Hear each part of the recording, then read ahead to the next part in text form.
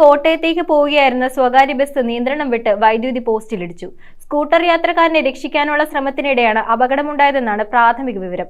ബസ്സിൽ ആളുകൾ കുറവായതിനാലും ഇടിയുടെ ആഘാതത്താൽ പോസ്റ്റ് സമീപത്തെ വീട്ടുവളപ്പിലെ കിണറ്റിലേക്ക് മറിഞ്ഞതിനാലും ഒഴിവായത് വൻ ദുരന്തം. കേരള വിഷൻ എന്നും ജനങ്ങളോടൊപ്പം. പിറവത്ത് നിന്ന് കോട്ടയത്തേക്ക് പോവുകയായിരുന്ന സ്വകാര്യ ബസ് മൂളക്കുളം പള്ളിപ്പടിയിൽ വെച്ച് അപകടത്തിൽപ്പെട്ടു. സ്കൂട്ടർ യാത്രക്കാരനെ രക്ഷിക്കാൻ ഡ്രൈവർ നടത്തിയ ശ്രമത്തിനിടെയാണ് ബസ്സിന് നിയന്ത്രണം നഷ്ടപ്പെട്ട് അപകടമുണ്ടായതെന്നാണ് പ്രാഥമിക വിവരം. അപകട സമയത്ത് ബസ്സിൽ യാത്രക്കാർ വളരെ കുറവായതിനാൽ ആർക്കും പരിക്കേറ്റില്ല.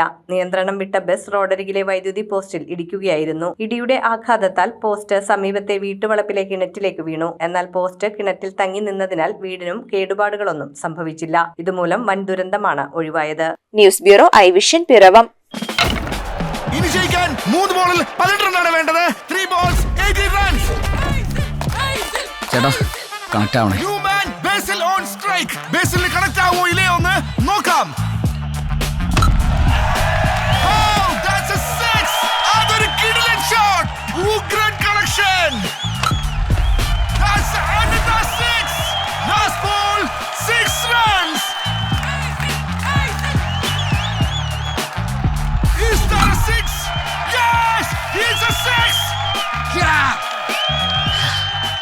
Kerala vision connect and win. നേടൂ EV സ്കൂട്ടറുകൾ, സ്മാർട്ട് ടിവികൾ, ബമ്പർ സമ്മാനമായി EV കാർ തുടങ്ങി 2 കോടിയുടെ സമ്മാനങ്ങൾ.